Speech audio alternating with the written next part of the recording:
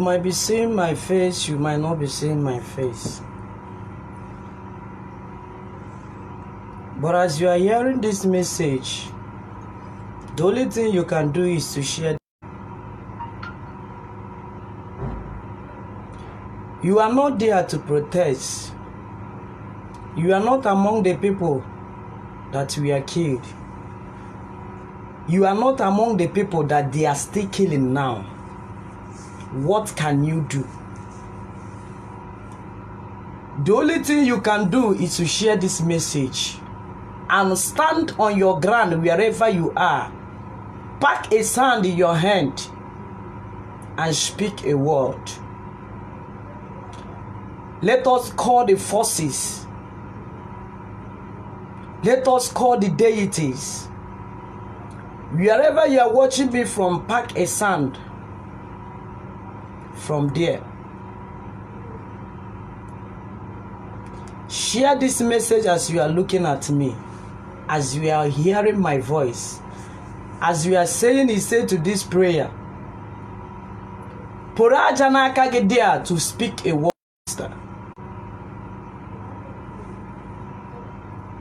The Nigeria out there protesting, they are still your brothers, they are still your sisters. If you cannot share this message, if you cannot connect with this prayer, Puraja from your hands there, pass a declaration. Bokuomoji kukeje. Bokuomoji anyaweje. Bokuomoji ajaleje.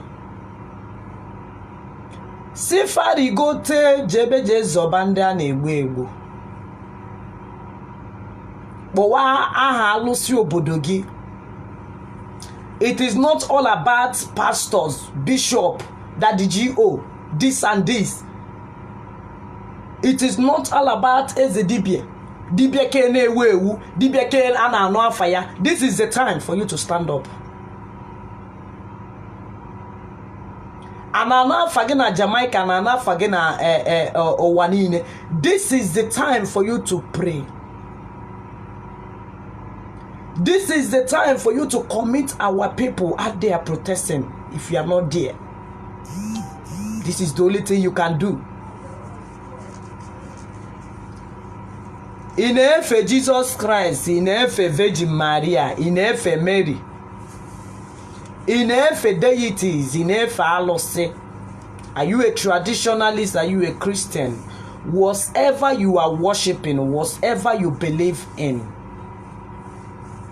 this is the time for you to call them. Nge kukule that in a there and what if basarage. Nge kukule that your family people are not there and what if basarage. We all are one. The only thing we are praying for is for them to end Nigeria and give us Biafra. So nge kukule that in a there, therefore and what if pack a sand wherever you are hearing my voice and speak a word. Bokuomo ni nejala na elu aje, mmoji kukeje, mmoji anyanweje. Mmoji shadow eje si ya jeme. Nebo blande ba yin no no gawadi ku ugbu a. Ana egbusi ha for nothing, for no reason. Only for them to speak for their freedom. Sifa kuleje zomafa. Sifa kuleje gawaga. This battle is beyond us. Poku omuala nke aburo nke Jesus onu ga-eme. Call the deities. N'ibe eze dibia na afa ga ụwa niile, n'ibe eze nwanyị, nnukwu eze nwanyị na-atụsị mmanụ. N'iwu dibia bụ alụsị nke abụ alụsị nke, this is the time. Kpọọ alụsị ahụ ka o jee ọgụ. Our people are dying. They are still dying. They are still dying. They are still dying even now. In FM mini, nyobili in FM, pokuofa. Dibi obala soge woro. Call upon the deities you are worshipping. Call upon the gods you are worshipping. Tell them to arise. Oburohu is a dibia just like that. Oburohu is a wine just like that. Is a wine and dibia we stand for to represent our land, to protect our land.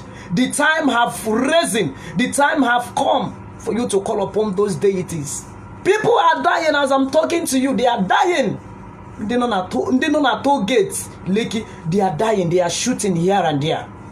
Share the video and connect this prayer. Pack a son and speak a word. It might be your family member. It might be anybody. Don't say that you are not there. Share the video. Can there's a wine man this dibia. Let them see it. If they cannot call the deities, the gods of the land, to arise, that means that they should go. Fajemejeje Lomara.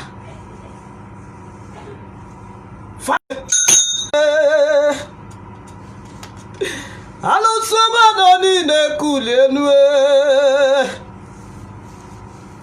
Iyane mayi wuterani.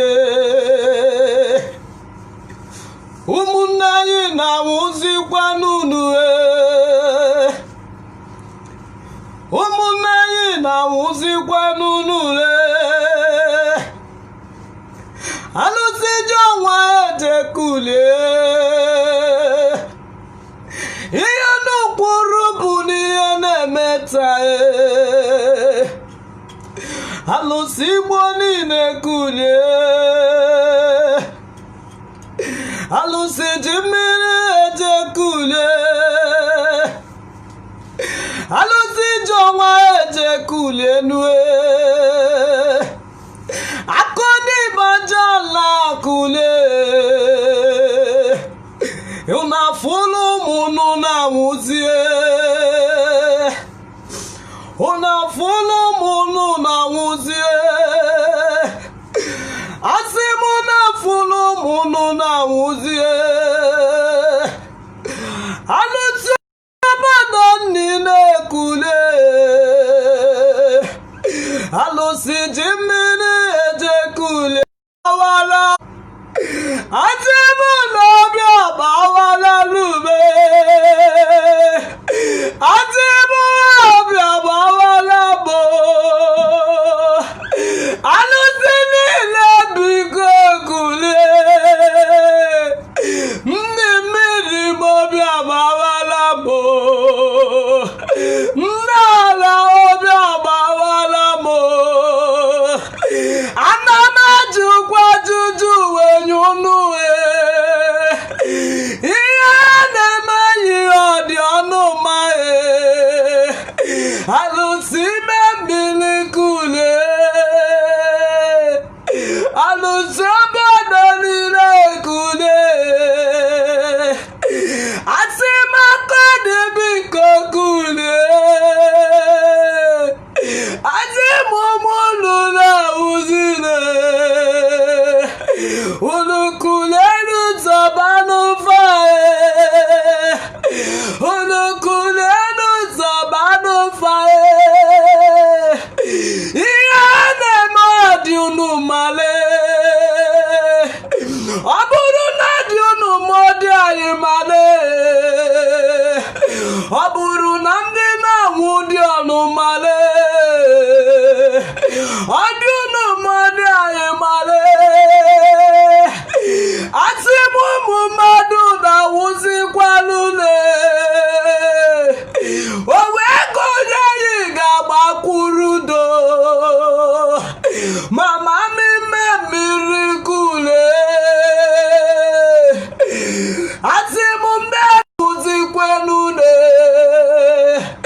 Chukwa kike kule Chukwa biama kule Oburo is a dibia for mouth. Speak a word. Boku alusa inefe. Boku mechiga inefe. Daddy G.O. Boma Jesus to God. Bomonya inefe. Bomonya is so all and all. Bomaya. Ya believe a lot of people are out there dying. A lot of people are out there dying. Wherever you are watching me, pack a sand from there, wherever you are. Polita janaka gi weku bioku. Weku bioku boko mwoji ikuku neje. Boko mwoji onwa neje. Boko mwoji shadow neje. Boko mwoji mini jajala we neje. Say abile jebede toba dying. Don't say it did not concern you because you are not there. Are dying. Some people are dying. What is happening now? Igafu people are being shot here and there. Anebundi mmadụ kanga na-egbu anụ.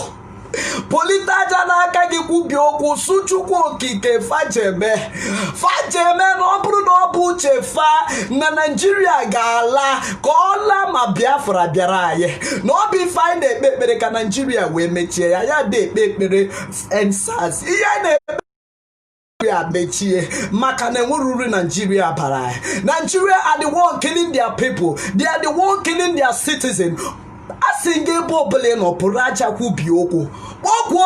is power in you. There is power in you for you to speak. Oburo hizamoke dibia bu alose. Oburo hizamoke ezewanyi bu alose. Oburo hizamada the GO. Oburo hizawa prophetess. Oburo hizawa pastors. The time has come for you to call whatever you believe on. The time is now for you to call whatever you believe on. People are dying out there. Chukwu kika simonu bilie. Na mamo konu neke boko nore boko na fosunu bilie. Asime wuro mi fenge mananke maka neme. Asimonu jeme. Asimonu bilie nundi mene journey on with forces jemeno jeto bande aye. Asimonu bilie nu ni ikuku bilie nu nwa bilie nu na shadow. Jina ajala jemeno. Jini ikuku jemeno na kani nake mejeto bande afaka hadi ocha.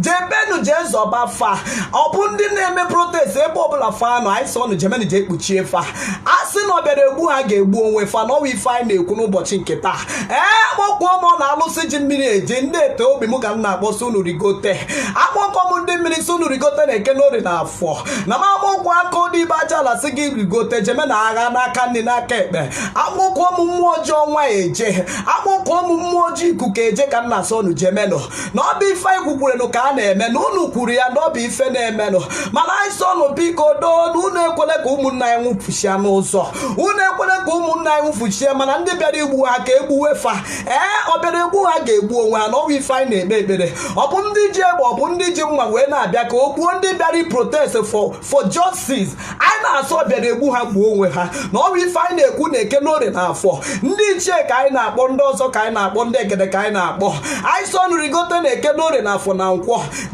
jenu jee gaba na agha jenu jee gaba na agha alụsị niile nọ n'ala Igbo ka m na-akpọkwa asịmọnụ dododo jemelo alụsị ji ọka eje ka m na-asọ nụ jeme alụsị ji ikuku eje ka m na-asọ nụ jeme asịmọnụ jeme na-eke n'orie na afọ na nkwọ ebe ọbụla fa na ọbụ ndị aka na-egbu egbu ọbụ ndị egbugoro egbu ka anyị na-asọ nụ biko jenu jelu ma agha na agha na ọ bụ ọnụ ga-alụli ya akpọkụọ mọ Chukwu okike abịa masị unu dododo jemenu na-eke jemenu n'orie jemenu na afọ jemenu na nkwọ akpọkụọ mọ ndị egeda na ndị ebotu unu rigote jemenu n'aka dị jemenu n'aka jemenu jee kpuchie fa ọkụ ụmụnne anyị ndị nọ na street na-eme protest ndị a na-egbu ka anyị na-asọ ọnụ jemenu jee kpuchie fa na-eke n'orie na afọ na nkwọ jemenu jee kpuchie fa asị m ndị a niile ọ bụ ndị ezitere ezite ka ọ bịa gbagbuo ndị aka fa dị ọcha ndị na-eme protest ka anyị na-asụ jenu jee chọba fa jemenu jee chọba fa alụsị Abia steeti ka m na-akpọ alụsị Imo steeti ka m na-akpọ alụsị Anambra steeti ka m na-akpọ